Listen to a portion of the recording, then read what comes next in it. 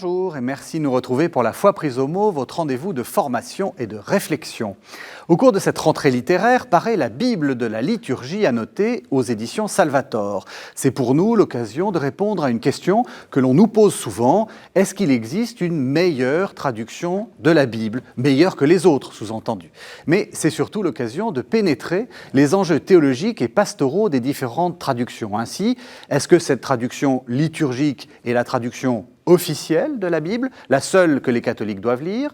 Est-ce qu'elle est plus inspirée que les autres? Et alors, pourquoi la noter? Voilà les questions que je vais poser à mes deux invités. Don Henri Delougne, bonjour. Bonjour. Vous êtes, c'est pour ça que je vous appelle Don, moine bénédictin à l'abbaye de Clairvaux, et Clairvaux, c'est au Luxembourg. Mais je préfère qu'on m'appelle Frère Henri. Et je vais vous appeler Frère Henri pendant toute l'émission, rassurez-vous. Et donc vous êtes spécialiste de la liturgie, en fait. Et vous avez coordonné à la fois la traduction, mais aussi la notation de cette Bible qui paraît aux éditions Salvator. Et puis le père Erwan Chotti, bonjour. Bonjour Régis. Vous êtes père, puisque vous êtes jésuite, ça se voit sur le petit... voilà. Vous êtes enseignant au Centre Sèvres, les facultés jésuites de Paris, et vous êtes enseignant en Ancien Testament. Exactement. Eh bien, du coup, je vais vous poser une première question. Est-ce qu'il est vrai que la Bible est toute écrite en araméen ? Ah non, pas du tout. Non, parce que c'est une question qu'on m'a posée il n'y a pas très longtemps, et j'ai fait la même tête que vous, et j'ai répondu de la même manière. Alors, je ne sais pas d'où ça vient, cette idée. La Bible est écrite dans des langues vraiment anciennes et que plus personne ne parle aujourd'hui. Et on va dire principalement en grec pour le Nouveau Testament, même si, c'est peut-être l'origine de votre question, on a quelques mots en araméen. Quand Jésus dit Talita koum, Ephata, des choses comme ça, c'est de l'araméen, mais c'est écrit en grec. Et l'Ancien Testament est écrit principalement en hébreu, même si on a certains livres que lisent les catholiques qui ont été écrits en grec directement, ou dont on a perdu l'original hébreu. Donc que des langues anciennes, un peu difficiles à apprendre, qu'on ne parle plus aujourd'hui. Donc il faut traduire. Est-ce qu'on a une idée un peu des dates, et puis aussi peut-être des genres littéraires? Parce qu'il y a beaucoup de choses, c'est très compliqué en fait la Bible. Alors les dates de rédaction, les dates de mise par écrit... c'est un problème très épineux et auquel ont été données des solutions variables. Mais disons que ça s'étend depuis le cantique de Déborah, que d'aucuns estiment être le passage le plus ancien de la Bible, c'est-à-dire un peu avant David, donc 11e siècle avant Jésus-Christ. Et puis l'écrit le plus tardif du Nouveau Testament, qui semble-t-il est la deuxième lettre de Pierre, un peu après l'encens. Donc, l'encens. Oui. Pour un liturgiste, c'est important de le préciser. Et donc, ça veut dire qu'on a des textes d'états de langue différents. Enfin, tout le monde sait qu'on ne parlait pas le français il y a 200 ans que maintenant. Et donc, pour la traduction, c'est très compliqué. Il y a le texte hébreu d'avant l'exil, la langue hébraïque. Après l'exil, elle était un peu modifiée. Et les spécialistes dont je ne suis pas reconnaissent l'éthique, par exemple, entre le livre des rois et le livre des chroniques, il y a des différences qu'un hébraïsant remarque. Oui. Voilà. Je peux peut-être compléter sur les dates. Pour bien dire que sur l'Ancien et le Nouveau Testament, la situation est très différente. Sur le Nouveau Testament, on a des choses écrites une génération ou deux, peut-être parfois 3 générations après ce qui s'est passé. Donc on est à mémoire d'homme. Pour l'Ancien Testament, on a parfois des choses écrites peut-être un peu sur le moment, certains prophètes très anciens, Amos et Osée, mais beaucoup des récits qu'on connaît bien de l'Ancien Testament ont été mis par écrit beaucoup plus tard que les choses qui sont racontées. Donc on n'a pas du tout un reportage sur Moïse traversant la mer, mais on a des siècles et des siècles après un texte qui montre comment à cette époque on racontait cette histoire déjà ancienne. Et puis, difficulté supplémentaire, j'ai commencé à le dire, il y a des genres littéraires différents. Donc, tout le monde sait bien qu'on ne traduit pas un poème de Baudelaire de la même manière que le journal, le Code civil. Et alors, comment est-ce qu'on fait? D'abord, quels sont à peu près les genres littéraires que vous avez qu'on peut voir dans cette Bible? Pour l'Ancien Testament, il y a les livres juridiques, le Pentateuque, puis les livres historiques. Alors, il y a les livres sapientiaux qui sont des poésies, la plupart du temps, et les livres prophétiques. Alors, nous avions des équipes différentes pour chaque famille de livres. Par exemple, les livres prophétiques, nous avions non seulement des spécialistes de l'hébreu pour les traduire, et puis des littéraires, donc pour les livres prophétiques, par exemple, des poètes qui avaient écrit des hymnes pour la liturgie, par exemple. Et le travail se fait en collaboration entre les spécialistes de l'hébreu et les spécialistes de la langue française, qui sont toujours spécialisés dans une certaine orientation. Et pour la traduction, on aboutit à quelque chose qui doit satisfaire à la fois les hébraïsants et puis la langue française. Alors une dernière question sur les rappels bibliques. Qu'est-ce qui est inspiré ? On dit la Bible est inspirée. Enfin, en tout cas, le Concile l'a rappelé, le Concile Vatican II l'a rappelé. Ça, c'est évident, les Écritures sont inspirées. Mais qu'est-ce qui est inspiré ? C'est le texte ou c'est les traductions ? C'est jamais les traductions, certainement. C'est le texte, mais comment dire ? L'inspiration, c'est pas quelque chose où vous pouvez avoir des sortes de critères scientifiques d'inspiration et puis examiner un texte et conclure s'il est inspiré ou pas. L'inspiration, c'est toujours un témoignage d'une Église qui dit « Nous sommes cette Église qui vit de l'Esprit du Christ ressuscité et voici les textes que nous reconnaissons comme parole de Dieu, comme inspirés. » C'est une Église qui reconnaît une série de livres comme inspirés. Et d'ailleurs, on va voir que d'une Église à l'autre, bon, on a des accords sur les grandes choses. Il y aura toujours le Pentateuque au début de l'Ancien Testament, il y aura toujours les évangiles et les lettres de Paul. Mais il y a quelques livres dans l'Ancien Testament où vous demandez à des catholiques, des protestants, des orthodoxes et de différentes époques, ils ne seront pas d'accord. Voilà. Alors frère Henri, il a osé dire quelque chose qui est que aucune traduction n'est inspirée. Mais alors là aussi, une question qu'on nous pose très souvent, et vous, en tant que liturgiste, vous aimez le latin, forcément, et la Vulgate. La Vulgate dont on dit qu'elle est presque inspirée. Non, la Vulgate n'est pas inspirée, aucune traduction n'est inspirée. Oui. Mais elle a son titre de noblesse. Elle a été adoptée par l'Église latine à partir du 7e siècle, après Jésus-Christ, à peu près. Et puis, elle a été considérée comme texte de référence au cours des siècles. Le Concile de Trente, au XVIe siècle, en a fait la version authentique, mais ça ne veut pas dire inspirée et définitive. Et puis, le Concile Vatican II a exprimé son respect pour la Vulgate, mais a donné son accord pour corriger la Vulgate en fonction des textes originaux, ce qui a donné la Néo-Vulgate, parue quelques années après. Et donc, actuellement, le texte pour l'Église latine, le texte officiel, c'est la Néo-Vulgate, ce n'est plus la Vulgate. C'est très, très important de le dire. De même, et ça on l'a dit plusieurs fois au cours des émissions de La Foi prise au mot, Saint Jérôme n'est pas l'auteur de toute la traduction de la Vulgate. Il a aussi corrigé des choses. Oui, oui. Il y a des textes qui ne sont pas de la main de Saint Jérôme. Oui.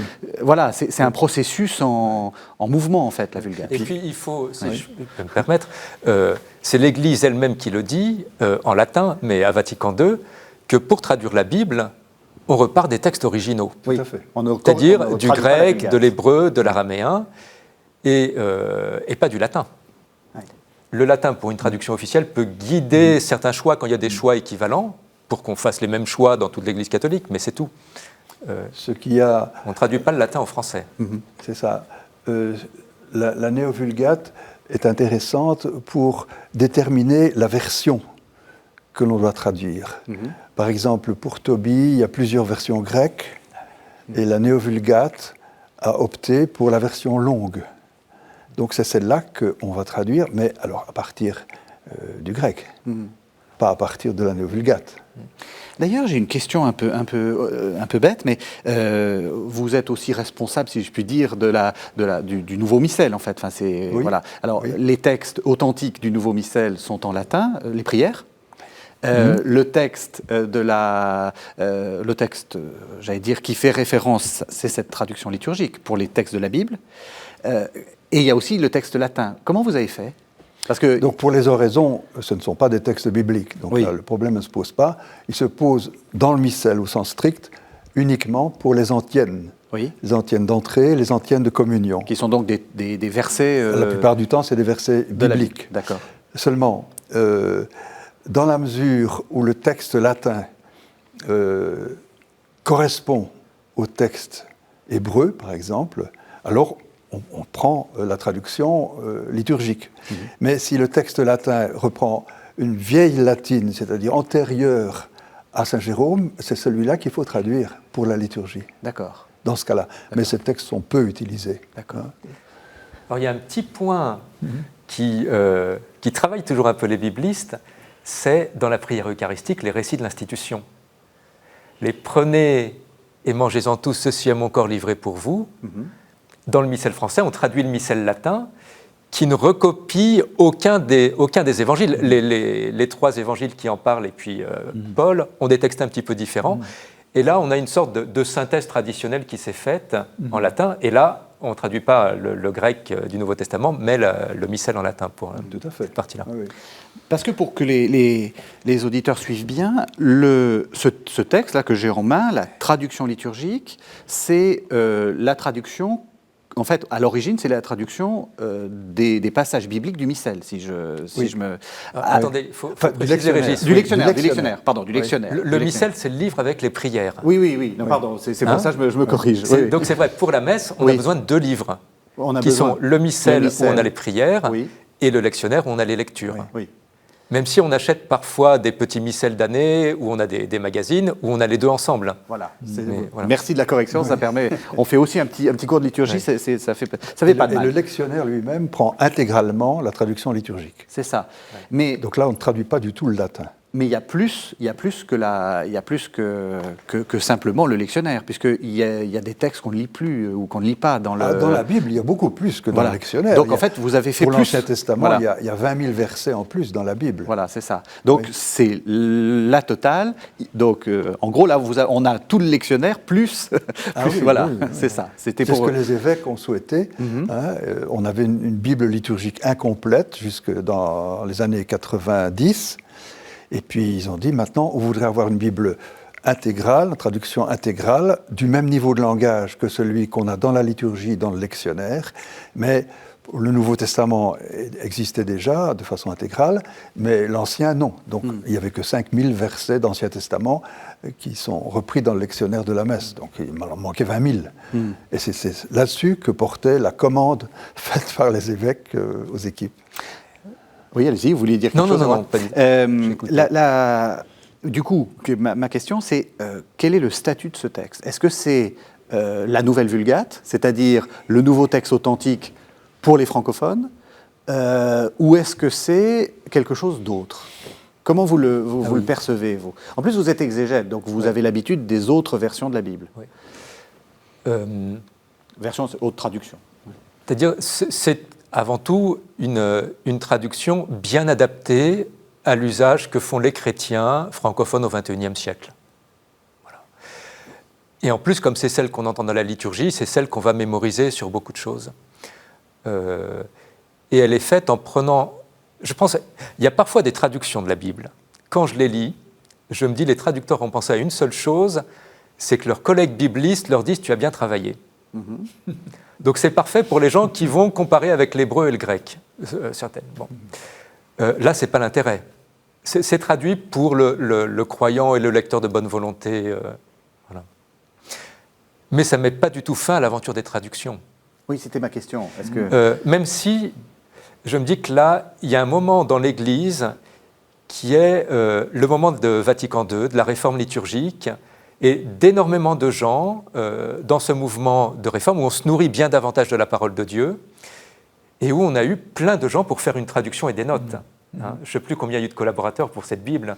70. 70. C'est-à-dire en belge 70. Voilà. En sorte, quand on a fait nos comptes, on s'est aperçu qu'on avait fait une 70 française. Oui. Mais alors, dans 30 ans, dans 30 ans, dans 40 ans, je pense que sur les biblistes francophones, on sera beaucoup moins nombreux et on n'aura sans doute pas la force de reprendre un tel chantier depuis le début. Voilà. Donc il y a quelque chose qui va durer parce que c'est ce moment du renouveau biblique dans l'Église catholique et de force dans les facultés de théologie francophones. Vous avez l'impression, vous, d'avoir justement dirigé les 70 et donc d'être Enfin, du coup, je vais reposer ma question différemment. Comment vous voyez les autres traductions par rapport à la vôtre? Est-ce que vous sentez que celle-là, c'est la meilleure? Non, ce n'est pas nécessairement la meilleure.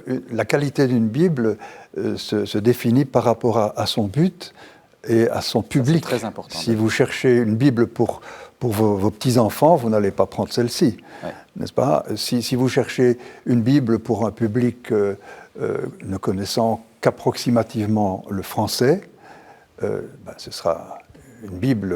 Ce sera la français courant. Bible en français courant. Non, français courant, c'est quand même déjà un niveau, mais en français fondamental, avec 800 ou 900 mots de vocabulaire français. Oui.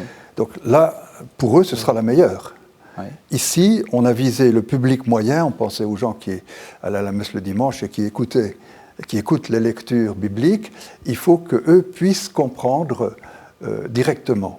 Ce qui veut dire qu'on a évité un vocabulaire trop élevé. Lorsque le petit Robert disait « ça c'est vieilli hein, », jusque Zacan, hein, ou bien c'est littéraire, on a évité de prendre ces mots. D'accord, mais vous n'êtes pas restreint dans le vocabulaire en vous disant... Ah non, voilà, non, c'est ça. Non. Non, parce que l'hébreu lui-même peut être très riche pour les noms des animaux, par exemple. Et donc là, on a besoin de la richesse de la langue française pour donner des équivalents. Ouais. Alors, ce que je vous propose qu'on fasse, c'est peut-être un peu de comparaison pour qu'on voit un peu comment ça fonctionne. Parce qu'on va quand même répondre aux questions des auditeurs, qui est la question de quelle est la traduction, quelle traduction choisir. Et donc, on va faire une petite comparaison. Je vous propose un petit exercice. On en fera deux. Le premier, on va le faire avec le passage que tout le monde a un peu dans l'oreille, hein, qui est le prologue de Jean. Au commencement était le Verbe, et le Verbe était tourné vers Dieu, auprès de Dieu. On va voir ça tout de suite. Donc, ce sont les versets 1 à 5 du premier chapitre de l'Évangile de Jean. Au commencement était le Verbe, et le Verbe était tourné vers Dieu, et le Verbe était Dieu. Il était au commencement tourné vers Dieu. Tout fut par lui, et rien de ce qui fut ne fut sans lui. En lui était la vie, et la vie était la lumière des hommes. Et la lumière brille dans les ténèbres, et les ténèbres ne l'ont point comprise.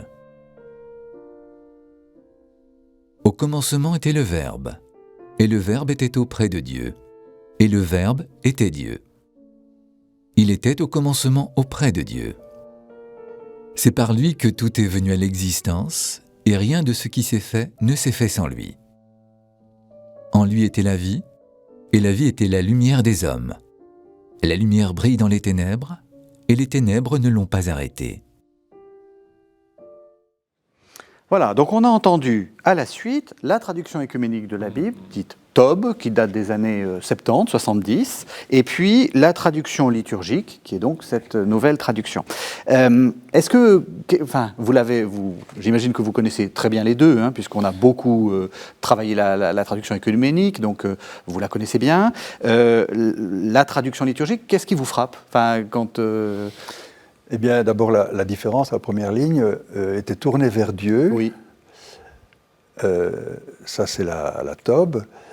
La Bible de Jérusalem dit « était avec Dieu ». Et puis, notre traduction dit « auprès de Dieu ».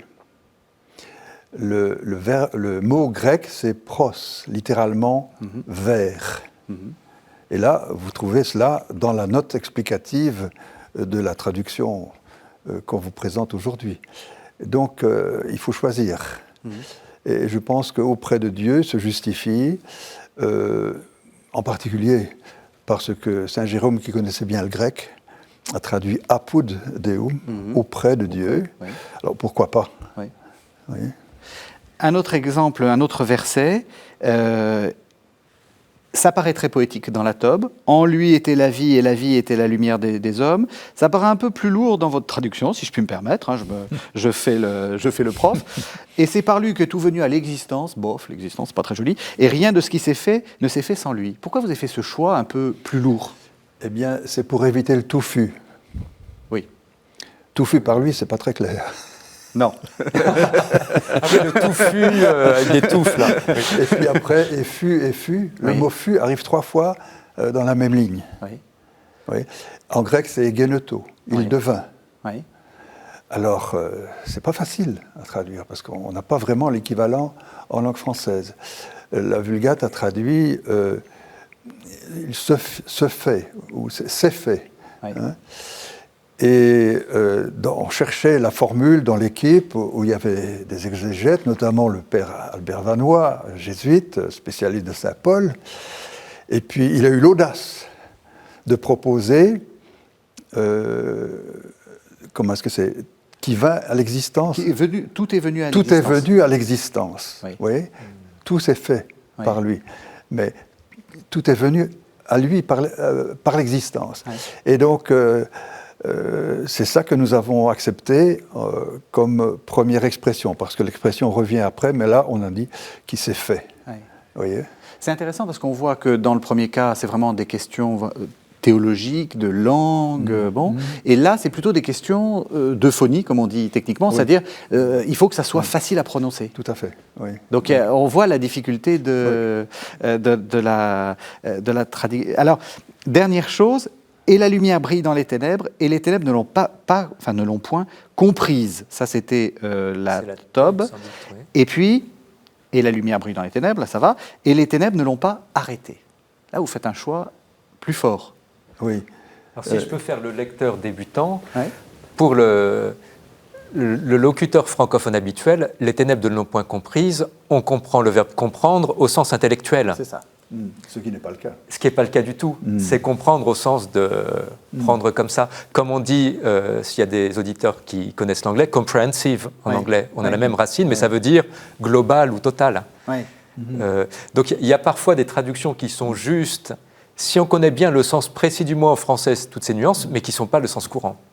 Est-ce que Je pense que vous seriez d'accord. Oui, c'est catalambano, donc ce n'est pas comprendre intellectuellement, c'est saisir, saisir. Ouais. oui, ou arrêter. Ouais. La Bible de Jérusalem dit saisir, et elle est cohérente parce que le même terme revient, je ne sais plus dans quel chapitre, 5 ou 9, je ne sais plus, et là c'est aussi la même chose.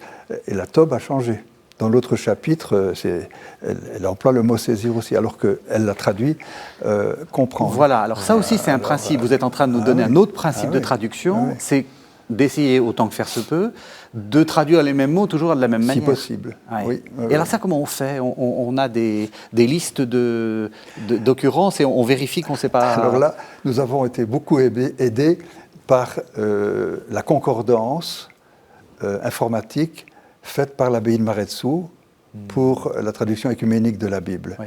Donc, quand on hésitait sur la manière de traduire un mot, et si on voulait être cohérent pour la traduction de tels termes à travers la diversité des équipes, on pointait le mot dans la concordance et on trouvait un certain nombre de sens, et on s'est mis d'accord à ce moment-là pour essayer d'avoir une cohérence. Mais bien entendu, le même mot ne doit pas toujours être traduit de la même façon, ça dépend du contexte, c'est le contexte qui est déterminant. Mais si on peut, il faut. Donc salut à la concordance de Maretsu, et d'ailleurs j'invite les téléspectateurs à revoir l'entretien que j'ai eu avec Don Ferdinand Poswig, qui était le maître d'œuvre de cette, et d'ailleurs le pionnier des travaux en informatique de cette traduction. Alors du coup, un peu de, comme on dit très trivialement, un peu de benchmarking. Quelle Bible vous conseillez, on va essayer de répondre à la question des auditeurs, quelle Bible vous conseillez aux téléspectateurs en fonction de leur choix. On a été un peu critique envers la traduction écuménique, c'est normal, puisqu'on fait une comparaison, mais elle est quand même très bien. C'est celle que j'ai sur mon bureau au quotidien. Je dirais une première chose, c'est qu'il n'y a pas de bonne traduction, mais il y a des traductions bien faites. C'est-à-dire, il y a des traductions, comme celle-là, comme la Tob, comme la Bible de Jérusalem, la Pléiade, Hostie, etc., qui ont été faites, disons, à partir de la deuxième moitié du XXe siècle, en s'appuyant sur les immenses progrès de la connaissance de l'histoire des pays où ça a été rédigé, du travail des langues, etc. Donc, il ne faut plus prendre celles qui sont disponibles gratuitement en ligne. Oui. Hein ? La bonne traduction de Louis II, je ne sais plus si c'est le début du XXe siècle ou la fin du XIXe, 1910, oui. Voilà, celle qui dit l'Éternel. Bon, c'est très joli, mais tout le monde est d'accord que le tétragramme Yod, He, Vav, He en hébreu, ça ne se traduit pas l'Éternel. Alors la TOB et la BJ ne sont pas d'accord sur comment traduire. Mais... Donc il y a des traductions anciennes gratuites en ligne parce qu'elles sont libres de droit, parce que les gens qui l'ont faites sont morts il y a longtemps et qui sont plus valides. D'accord. Voilà. Mais dans les traductions récentes, elles sont toutes bien faites en profitant des progrès de la connaissance de l'hébreu, du grec, etc. Ce qu'il faut choisir, c'est celle qu'on va aimer lire, fondamentalement. Oui. C'est celle à laquelle on aura envie de revenir souvent, de la lire, de la connaître, de la méditer. Idéalement, il faudra en avoir deux. Moi, j'ai été très heureux, quand j'ai vécu à l'étranger, de me mettre à lire la Bible dans une autre traduction. Dans une autre langue, il y a une autre traduction, parce qu'on perd ce qui est la spécificité d'une traduction, puis on redécouvre ce texte original auquel on n'a pas vraiment accès, on le redécouvre par une autre langue. Alors pour des gens qui parlent plusieurs langues, la lire avoir une Bible de la liturgie française, une New Revised en anglais, une Tchèi en italien. Je ne sais pas, en Belgique, vous avez sans doute des traductions flamandes. Maretsu, sinon. Voilà. Mais c'est en français. Et puis des traductions en néerlandais, etc. Si on peut en avoir deux, comme ça, c'est encore mieux. Alors, je vous corrige un tout petit peu, si je puis me permettre. C'est vrai qu'on ne peut pas les avoir en ligne, c'est-à-dire on ne peut pas télécharger l'intégralité de la Bible, mais on est d'accord que et la traduction liturgique et même la traduction TOB se trouvent alors verset par verset, mais on peut quand même en prendre des gros sur le site de l'Alliance biblique, lirelabible.net, et puis sur le site de l'AELF, l'association, etc. Et donc cette Bible, en fait, le texte est gratuitement disponible. Voilà. Donc on l'a en appli smartphone aussi, sur AELF. Voilà, c'est ça. Mais si vous cherchez Bible gratuite sur votre smartphone, vous trouverez des choses moins bien. Voilà. Et puis peut-être aussi AELF, et dire que la seconde a été révisée. Tout à fait. Et là aussi, elle est très bonne. La nouvelle seconde a été révisée. Bien sûr. Quels sont pour vous les défauts de la traduction liturgique que vous avez faite? Là, vous voyez, j'essaie, après avoir essayé de... Il y en a certainement beaucoup, mais si on les avait repérés, on les aurait corrigés. Oui. Alors, vous en avez repéré vous-même? Non, ma question c'est, est-ce que vous n'avez pas peur que ça devienne une traduction officielle? C'est-à-dire une traduction qui devienne un peu impérialiste sur les autres traductions, ou pire, je vais jusqu'au bout, qui marque une sorte ou qui fasse une sorte de fossé entre la traduction des bons chrétiens catholiques qui lisent cette traduction-là et la traduction des exégètes qui tordent le texte. Vous voyez ce que je veux dire? Est-ce que vous n'avez pas peur qu'il y ait un effet un peu petit catéchisme? Là, je souhaite que cet effet n'ait pas lieu, parce que ce n'était pas du tout le but de l'opération. Je n'aime pas le terme officiel, mais il est dans le titre officiel. Oui. Vous voyez, parce que les exégètes savent que dans le passé, on a souffert de la prédominance de la Vulgate, et qu'il fallait, jusqu'à Crampon, fin 19e siècle, toutes les traductions françaises devaient traduire la Bible latine et non pas les textes originaux. Et donc là, c'est une période révolue. Mais maintenant, il y a un intérêt, si vous voulez, à ce qu'il y ait une Bible commune. Le fait d'être officielle ne dit pas qu'elle est parfaite. Nous avons corrigé des milliers de versets de la Bible officielle précédente. Mais l'intérêt principal, à mon avis, c'était déjà évoqué par le Père Erwan, c'est de façonner une mémoire biblique dans le peuple chrétien. Et si vous avez 36 traductions, il y a beaucoup de chances que vous n'en retiendrez aucune.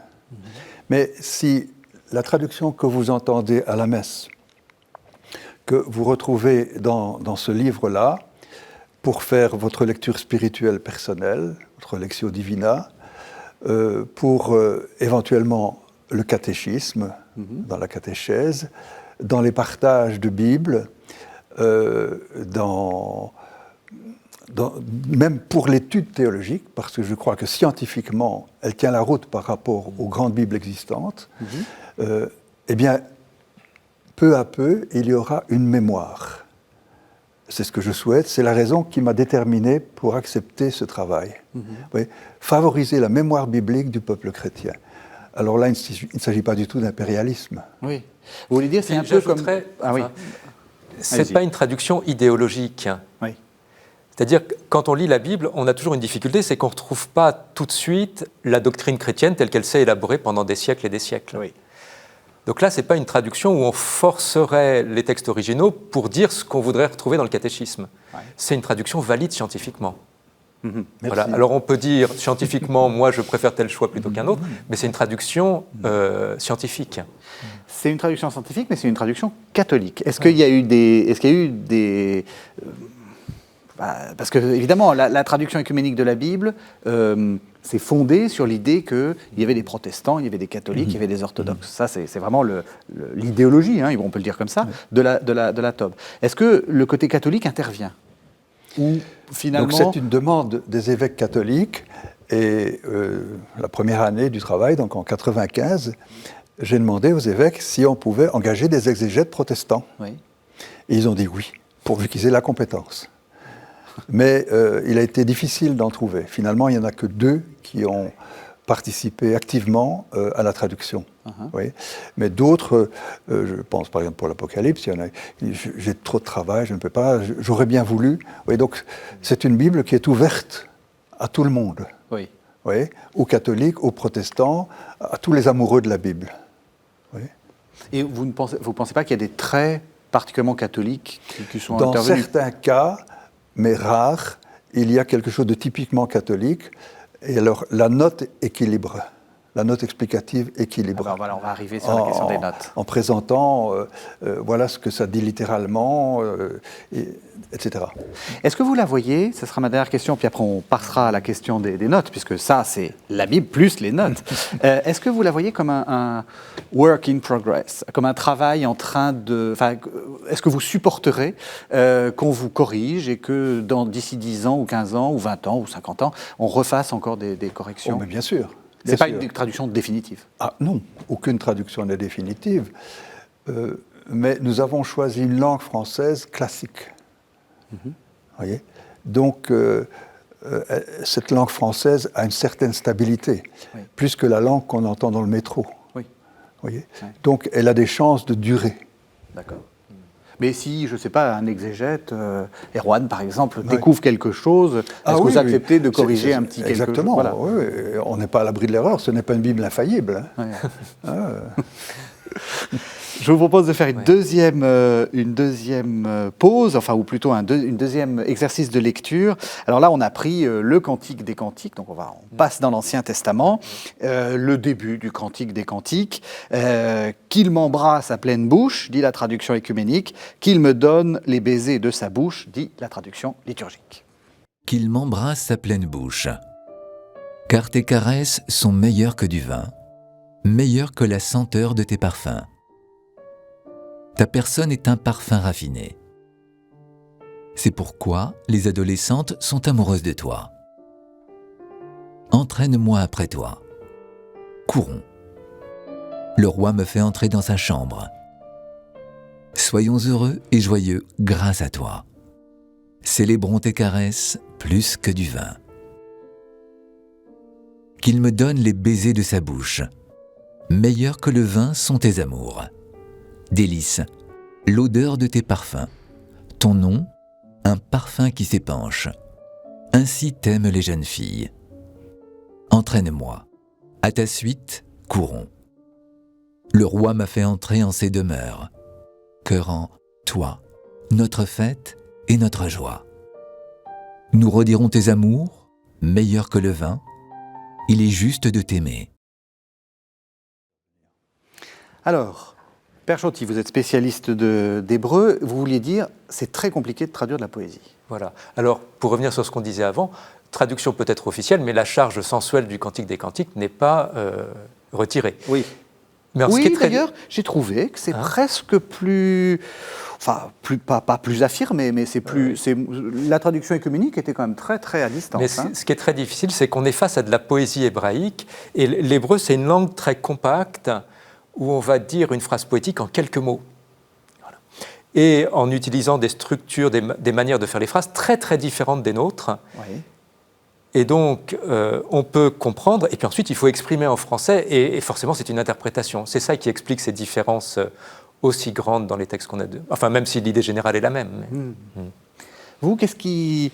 Alors, peut-être qu'il m'embrasse à pleine bouche, qu'il me donne les baisers de sa bouche. Voilà. Pourquoi vous avez choisi qu'il me donne les baisers de sa bouche? Nous sommes partis de la Bible de Jérusalem pour ce passage-là, qui commençait par « qu'il me baise ». Oui, ça ne passe pas. Alors, ça ne passe plus. Même, il y a 50 ans, ça pouvait passer, mais la oui. Bible de Jérusalem a plus de 50 ans. Oui.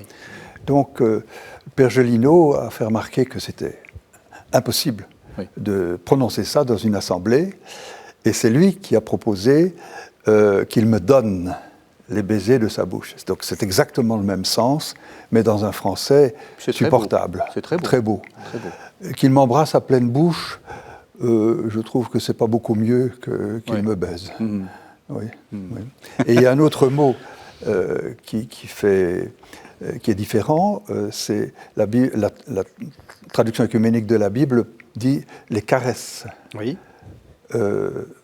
Dans la Bible de Jérusalem et dans la traduction liturgique, ce sont les amours. Oui. C'est quand même plus poétique. C'est plus poétique. Et je remarque aussi que vous n'hésitez pas à un peu comme dans la poésie contemporaine, à faire fi de la grammaire française. Délice l'odeur de tes parfums, ça ne se dit pas d'habitude. Donc, oui, c'est une langue poétique. On essaie de coller à la langue poétique. Oui. D'ailleurs, un des censeurs anonyme romain a estimé que c'était une traduction poétiquement très riche, probablement la plus belle de celles qui sont disponibles actuellement en français. Alors si vous avez la bénédiction romaine. Ce n'est pas infaillible, mais enfin c'est un censeur francophone sans doute. Alors la notation, comment vous avez travaillé à la notation de Jérémie d'un texte que vous n'avez pas traduit? Exactement, moi je suis arrivé tout à la fin. Comment est-ce qu'on fait? Il y a plusieurs choses. La première chose, ça a été pour moi de lire vraiment Jérémie du premier au dernier verset. C'est paradoxal, vous travaillez sur Jérémie. Oui, mais vous savez, on travaille sur des chapitres, des thèmes. Ouais. Donc vraiment de lire du début à la fin et de me dire, tiens, ça je comprends, ça je ne comprends pas. Est-ce que en lisant cela, je me dis, oh c'est obscur, il y a des obstacles, il faut les lever. Donc il y a ma lecture. Il y a les questions que m'a envoyé Frère Henri aussi, parfois de dire, tiens, il faut expliquer ça, on ne comprend pas. Mais il y a ensuite une exigence, c'est que ça ne se voit absolument pas dans les notes, il faut que tout ce qui est écrit soit défendable. Donc j'ai simplement pris ce qu'on appelle des commentaires bibliques, qui sont des gros livres où un grand savant a pris tous les versets du livre, un par un, et a dit tous les problèmes de traduction, puis tout ce que les commentateurs importants ont dit depuis 50 ans ou un siècle sur le sujet. Donc pour ne pas passer à côté de quelque chose qui aurait été travaillé par des spécialistes. Hein, si quelqu'un a travaillé 1 an sur 3 versets, il y a peut-être quelque chose à dire. Donc j'ai pris 3 grands commentaires et j'ai tout parcouru. Avec toujours une idée, et je pense que ça se voit si on compare avec les notes d'autres traductions, qui est, je ne vais pas donner dans les notes un guide d'étude. Voilà, l'étudiant qui voudrait étudier un passage, si vous prenez la Tob, il a les notes, il travaille les notes et il a sa dissertation. Oui. Dans la BJ... J'espère qu'il travaillera un petit peu plus que les notes de la Tob. Ce serait déjà bien. Dans la BJ, parfois, vous partez très vite dans un commentaire théologique, etc. Oui. La ligne des notes de cette Bible, c'est le lecteur qui va lire et qui va recevoir, par sa lecture, par sa méditation, on va dire théologiquement par l'Esprit Saint, qui va recevoir quelque chose pour lui. Donc on ne va pas le faire à sa place, mais on va lever les obstacles à la lecture. Voilà. Je prends un exemple. Dans Jérémie, souvent, on nous dit que quelque chose vient du Nord. Bon, moi je suis français, qu'est-ce qui vient du Nord? Un vent froid peut-être, je ne sais pas. Des Belges. Des Belges, Régis. Et si je regarde une carte à la fin de ma Bible, qu'est-ce que j'ai au nord? Je vois bien des pays. Belges, mais des Syriens. Voilà. Mais en fait, dans Jérémie, souvent, le nord, c'est la direction de Babylone. Alors en fait, Babylone, si vous voyez, je ne sais pas où sont les caméras, mais si vous avez la Palestine, l'Égypte, la Syrie, et puis la Mésopotamie, on a tout le croissant fertile qui est cette zone culturelle et de richesse agricole dans lesquelles ces Bibles naissent. Donc Babylone, évidemment, c'est là, mais c'est en prenant la route du Nord qui suit le croissant fertile. Oui. Donc il faut expliquer ça, sinon on se dit le Nord, qu'est-ce que c'est bon. Ou c'est fade. Ouais. Voilà, donc il faut l'expliquer. Voilà. Je n'ai jamais mis mes propres travaux, on pourrait dire. Oui. Mais j'ai parfois signalé des choses dans le texte qui peuvent peut-être faire réfléchir. Mais la conclusion, quand il ira le lecteur, j'en sais rien. D'accord. Vous avez quand même essayé, oui, comme vous dites, défendable, parce que j'ai été un peu surpris par l'adjectif, mais c'est-à-dire, en gros, qui fait consensus chez les exégètes et aussi dans le... Enfin, il n'y a pas beaucoup d'intervention du magistère, mais avec le magistère, c'est-à-dire quelque chose qui ne soit pas trop bizarre, trop étranger. C'est arrivé que Frère Henri me dise « Ah, mais à tel endroit, telle Bible dit cela en note ». Et en fouillant bien toute la bibliographie, je ne retrouve rien pour justifier ça. Oui. Alors je peux pas dire juste la Tob l'a dit, donc c'est vrai, ça ne suffit pas. Ah oui, donc c'était peut-être les lubies du en tout cas, je ne l'avais pas retrouvé. Donc là, du coup, on s'abstient. Vous, vous ne mettez pas vos lubies dans non, le... Non. D'accord. Non. Voilà. La feuille de route, c'était ça? C'était quoi, en fait? C'était aider la lecture? L'annotateur était invité à se mettre dans la peau d'un lecteur moyen. Et donc, il a relu le texte, à la traduction duquel éventuellement il avait traduit, et puis, chaque fois qu'il rencontrait quelque chose qui pouvait poser question chez le lecteur moyen, il était invité à mettre une note. Mm-hmm. Mais donc, une note explicative, mais pas une note d'érudition. Oui. Vous voyez, donc une science utile pour la compréhension du texte. C'était le... Et donc ça aussi, toujours pour répondre à la question de nos téléspectateurs, le choix d'une Bible, ça peut être aussi lié au choix des notes. C'est-à-dire que c'est vrai que les notes de la traduction œcuménique ou de la Bible de Jérusalem, surtout qu'elles ont été révisées, sont des notes plutôt d'érudition. Donc ça, c'est si vous voulez aller plus loin. Mais si vous voulez, entre guillemets, juste comprendre, il faut peut-être mieux se cantonner aux notes de la traduction liturgique. Je dirais que les notes de la traduction liturgique sont comparables en volume aux notes de la Bible de Jérusalem, mais ne vont pas dans l'érudition de certaines notes de la traduction œcuménique, parce que le but de ces notes, c'est qu'on n'y reste pas, c'est qu'on revienne dans le texte dont on fait la lecture. Donc typiquement, il y a très peu en notes de renvois pour dire « allez voir aussi chapitre 12, verset 13, chapitre 27, verset 18, etc. » Parfois, dans certaines, typiquement dans la Tob, on a un ensemble de références. Et alors, si on est en train de lire, ça nous envoie ailleurs. Oui. Là, il y en a parfois quand c'est indispensable, mais surtout, on va revenir au texte. C'est vrai, je remarque, parce que la grande habitude des Bibles un peu scientifiques, c'est de mettre des marges avec les renvois. Alors, je ne sais pas si on peut le voir comme ça, hein, je fais un essai de caméra, mais vous ne faites pas ça. Le but, ce n'est pas tant On a mis en marge les références liturgiques, c'est-à-dire les références aux lectures bibliques des fêtes liturgiques et des dimanches. Vous voyez ? Donc, quand on lit tel passage, par exemple, si on lit Isaïe 53, on découvre que c'est lu le vendredi saint. Et donc, vous avez, par la simple allusion liturgique, une interprétation. C'est ça. Le serviteur souffrant, c'est le Christ. Oui, mais on ne le dit pas. On suggère. Alors, la richesse, l'abondance des notes varie un peu d'un annotateur à l'autre. Je n'ai pas pris mes ciseaux pour couper ce qui était trop long. Oui. C'est important ce que vous dites, c'est que la Bible, c'est un livre qu'il faut lire. D'ailleurs, vous allez peut-être le redire, Père Erwan Chotti, mais c'est aussi un livre qui se prie. Et le lien avec la liturgie, pour vous, est fondamental. Ah oui.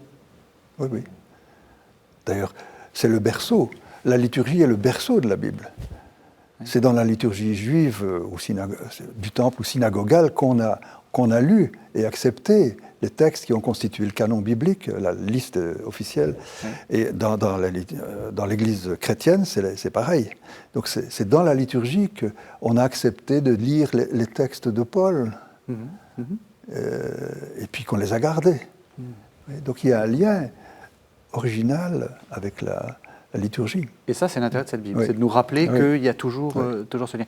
Vous vouliez dire, c'est un livre qui se lit aussi. Vous Oui, l'avez déjà oui, dit, oui. et je trouve que c'est intéressant, cette idée. Et ça ne va pas de soi. Oui. Alors, ça ne va pas de soi pour les catholiques, parce qu'il y a une méfiance longtemps contre la lecture de la Bible. Et puis Vatican II dit bien maintenant que tous les chrétiens sont invités à lire la Bible sans difficulté, sans crainte, quoi. Il n'y a aucune crainte dans Vatican II là-dessus. Mais on pourrait, soit comme simple croyant, soit les théologiens parfois, de dire alors que dit la Bible sur ceci, comme si la Bible c'était un livre très obscur, et puis les spécialistes nous en extraient le message, et ce qui nous intéresse c'est le message. Oui.